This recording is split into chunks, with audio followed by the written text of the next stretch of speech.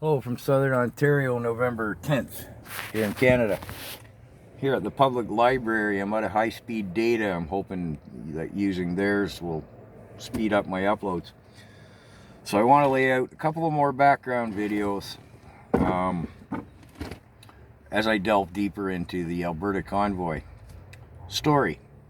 A trucker friend of mine, he went up to Ottawa in January, took his 11-year-old son and his tractor truck up. They stayed there for 3 days. When he came back, one of the first things he said to me when he came in my kitchen was, "You see all this crap on the mainstream media about how everybody's defecating and urinating on the streets?" He said, yeah, crap, pun intended. He was like, the streets have never been cleaner. All the protesters there, I mean, they were shoveling and sweeping the sidewalks. It was never cleaner. Mainstream media, propaganda department of the regime. He said, well,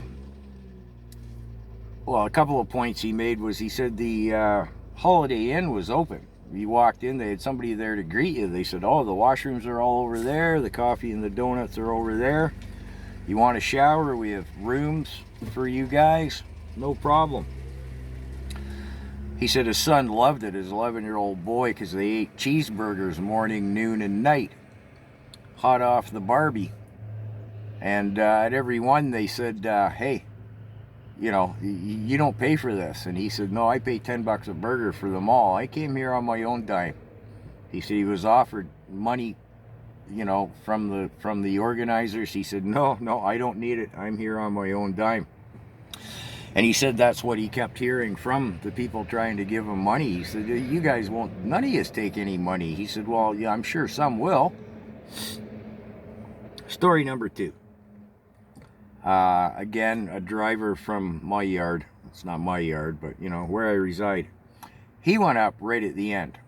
Now, I should say, he's a Polish immigrant. He's been here a long time. He's a Canadian citizen, family, wife, business, kids, the whole house, whole 9 yards.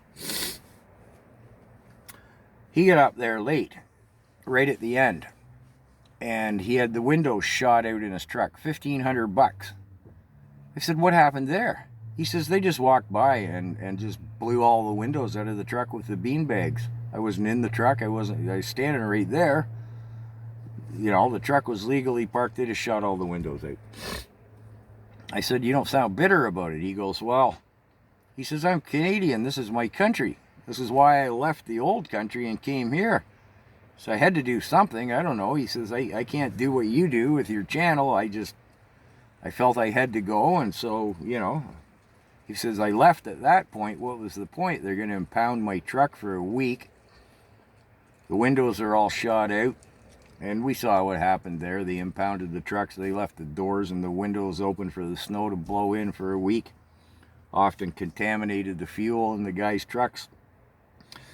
He said, no, at that point I just left. I felt I'd done all I could. And he says, well, you saw what happened now. Trudeau sent in the men in green and just squashed it.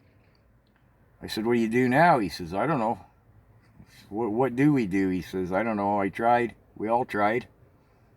I said, so if they go to Ottawa again, you go? And he says, I'll keep buying windows as long as it takes. This is my country now. Something has to be done. So that's the story of 2 truckers in Ottawa. Just again, laying the background out, because I do believe what's happening in Alberta needs to spread like wildfire. It truly is our last hill to stand on.